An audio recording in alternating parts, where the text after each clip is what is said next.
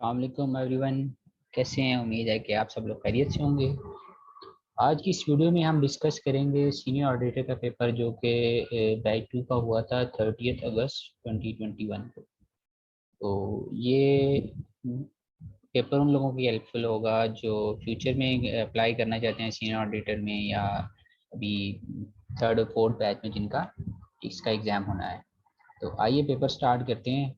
तो पहला एमसीक्यूज है, having separate legal entity whose total capital can be divided into many shares is called। तो इसका option था कि पार्टनरशिप है या सोल प्रोप्राइटरशिप है या कंपनी है। तो इसका जो करेक्ट आंसर है वो है कंपनी, क्योंकि कंपनी ही होती है जो जिसका कैपिटल एसेट्स में सॉरी शेयर्स में डिवाइड होता है और एक सेपरेट लीगल एंटिटी कहा जाता है इसको। दूसरा एमसीक्यूज है, the gross inflow of economic benefits is called. इसका ऑप्शन थे कि एसेट्स कहते हैं, लाइबिलिटीज कहते हैं या इनकम कहते हैं। जो भी इनफ्लो होता है इकोनॉमिक बेनिफिट उसको कहते हैं इनकम। वो भी किसी बिजनेस की होती है, इनकम होती है। उसके बाद है जी, equity can be defined by. Equity को हम कैसे डिफाइन कर सकते हैं? Cash flow from the business, cash from the business, liabilities of the business, owners claim on total assets. तो इसका जो करेक्ट आंसर है वो ये है कि ऑनर्स का जो क्लेम होता है एसेट्स पर उसको कहते हैं इक्विटी।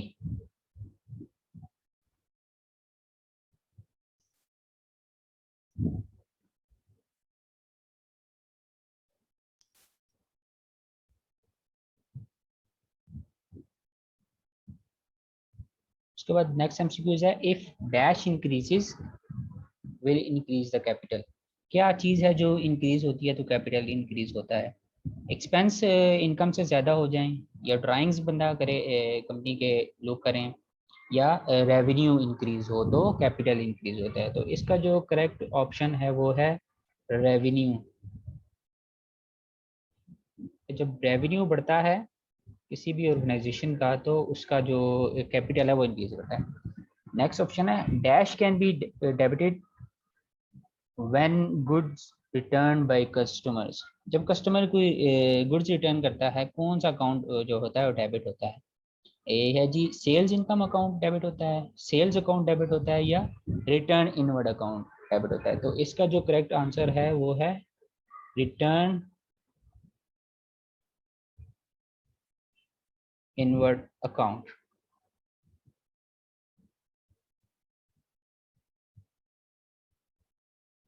उसके बाद नेक्स्ट है जी, the purpose to maintain purchase book is to record. Purchase book को मेंटेन करने का मतलब इसका मेन मकसद क्या है, या इसका ये किस काम के लिए यूज होती है? तो इसका आंसर है कि all credit purchases, all cash purchases, या परचेजेस ऑफ गुड्स। तो इसका जो करेक्ट आंसर है वो है ऑल क्रेडिट परचेजेस। सिर्फ जो क्रेडिट पर परचेज होती हैं चीज़ें उनको उनके रिकॉर्ड को मेंटेन करने के लिए परचेज बुक अकाउंट यूज होता है। तो उसके बाद है, if data of maturity of a bill in is on holiday then bill will be mature on. मतलब कि अगर बिल की मेच्योरिटी डेट है या जो दिन है वो उस दिन छुट्टी है तो बिल किस दिन मेच्योर होगा?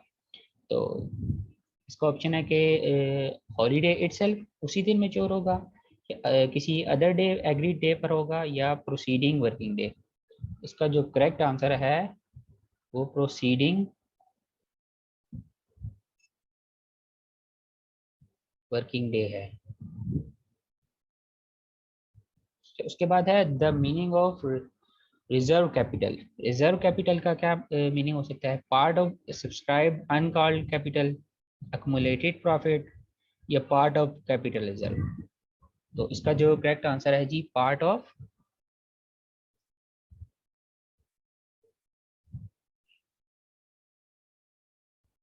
सब्सक्राइब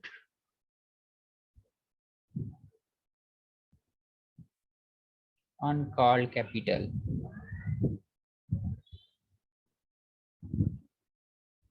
उसके बाद नेक्स्ट एमसीक्यूज है जी, द बैलेंस इन पेटी कैश इज, इसको क्या कहते हैं? इसको लायबिलिटी कहते हैं, ये इनकम होती है, या एसेट होती है किसी ऑर्गेनाइजेशन के लिए। तो इसका जो करेक्ट ऑप्शन है वो है कि ये किसी भी कंपनी के लिए करंट एसेट होते हैं, पेटी कैश। उसके बाद है जी on the preparation of trial balance which error can not be revealed. कौन सा एरर ऐसा है जो रिवील नहीं किया जा सकता? Wrong totalling of account, compensatory errors, या एरर्स ऑफ कमीशन। इसका जो करेक्ट ऑप्शन है compensatory errors.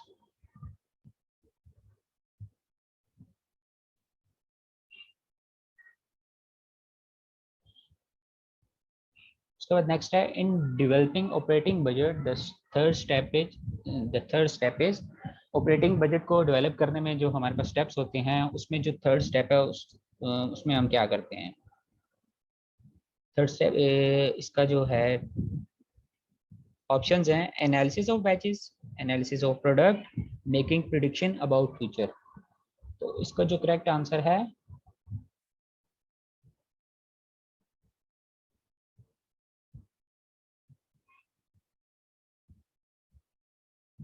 Making prediction about future.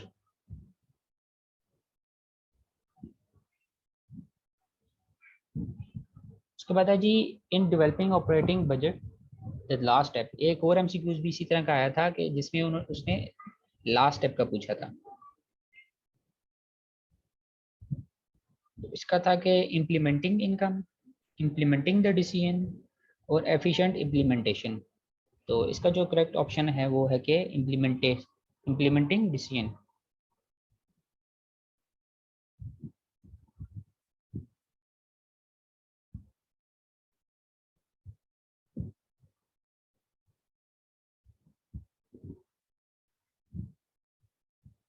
उसके बाद the effect of every adjusting entry is on. जब भी हम एडजस्टमेंट करते हैं तो एडजस्टिंग एंट्री का होता है वो इफेक्ट किस पर ज़्यादा होता है? तो इसके ऑप्शन थे इनकम स्टेटमेंट अकाउंट पर सिर्फ होता है, या बैलेंस शीट अकाउंट पर सिर्फ होता है, या इन दोनों पर होता है। तो जब भी हम एडजस्टमेंट करते हैं तो इसका इफेक्ट दोनों पर होता है। किस पर होता है? Income income statement account and balance sheet account.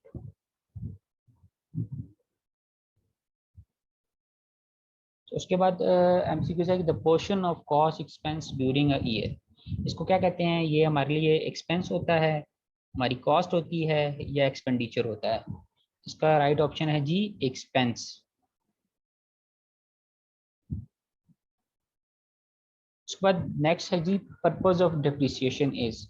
Depreciation का पर्पज किसी भी ऑर्गेनाइजेशन में क्या होता है? To show the previous profit, to calculate net profit, to reduce tax. तो इसका जो राइट ऑप्शन है टू रिड्यूस टैक्स, क्योंकि जब हम इसको करते हैं इनकम स्टेटमेंट में एज एक्सपेंस रिकॉर्ड करते हैं तो उसकी वजह से हमारा जो टैक्स होता है वो कम हो जाता है, इसीलिए ऑर्गेनाइजेशन डिप्रिसिएशन को इनकम स्टेटमेंट में रिकॉर्ड करते हैं। उसके बाद ये डेफर टैक्सेशन क्या होती है? Defer taxation is fixed asset, fixed liability, part of owners equity. इसका जो आंसर है कि ये होती है हमारी डेफर्ड जो टैक्स होता है ये हमारी एक फिक्स्ड लायबिलिटी होती है।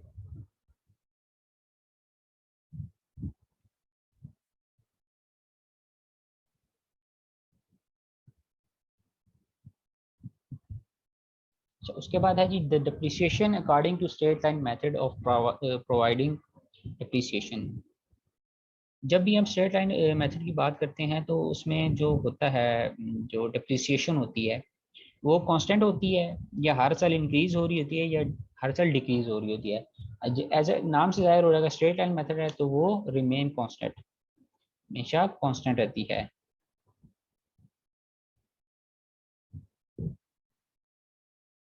उसके बाद नेक्स्ट है जी amount of depreciation of asset in total can not exceed. कि वो डिप्रिसिएबल वैल्यू से इंक्रीज नहीं हो सकती, स्क्रैप वैल्यू से इंक्रीज नहीं हो सकती, या मार्केट वैल्यू से इंक्रीज नहीं हो सकती। तो इसका करेक्ट आंसर है कि डिप्रिसिएबल वैल्यू, डिप्रिसिएशन की जो अमाउंट होती है वो डिप्रिसिएबल वैल्यू से ज़्यादा नहीं हो सकती।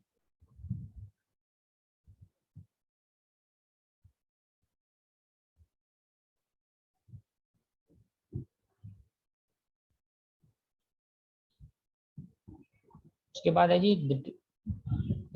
depreciation according to fixed installments method is calculated on।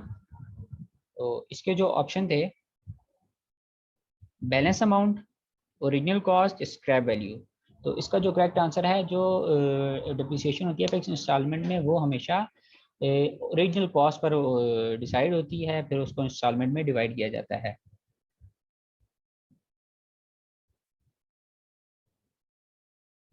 उसके बाद एमसीक्यूज है जी, definition of salvage value. Salvage value की क्या डेफिनेशन है?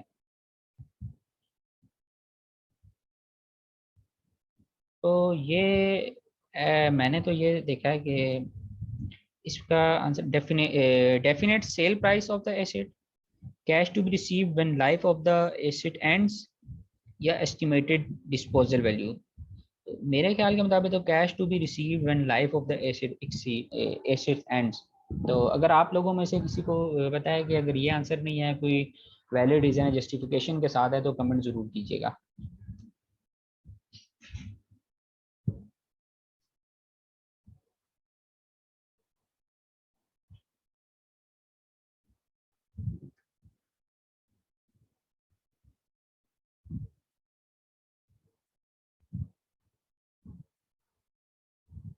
उसके बाद है जी, the most high option price in financial planning will lead to. इसके ऑप्शन है जी, लॉन्गर ऑप्शन पीरियड होगा, स्मॉलर ऑप्शन पीरियड होगा, या लेसर प्राइस होगी। तो जाहिर सी बात है, हाई ऑप्शन प्राइस होगा तो वो लॉन्गर ऑप्शन पीरियड होगा उसमें।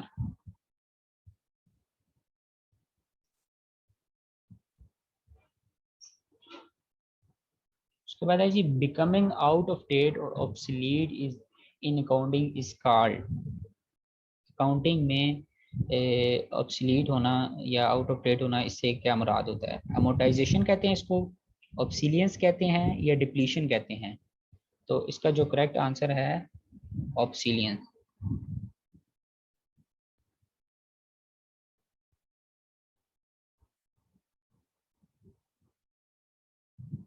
स्पेलिंग करेक्ट कर देते हैं इसके। उसके बाद जो लास्ट एमसीक्यूज है हमारे पास, वो है कि under declining balance method depreciation is calculated on.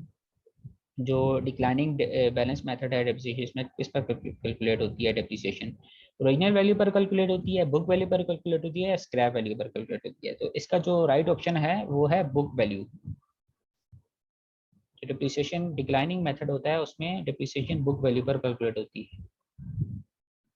तो ये थे हमारे पास कुछ एमसीक्यूज जो कि 30 अगस्त को जो पेपर हुआ था सीनियर ऑडिटर का, उसमें ये एमसीक्यूज आए थे। हमने अपनी तरफ से कोशिश की है कि ज़्यादा से ज़्यादा एमसीक्यूज को डिस्कस किया जाए। अगर आप लोगों के जहन में इसके अलावा भी कोई एमसीक्यूज हैं तो वो कमेंट्स में ज़रूर शेयर कीजिएगा।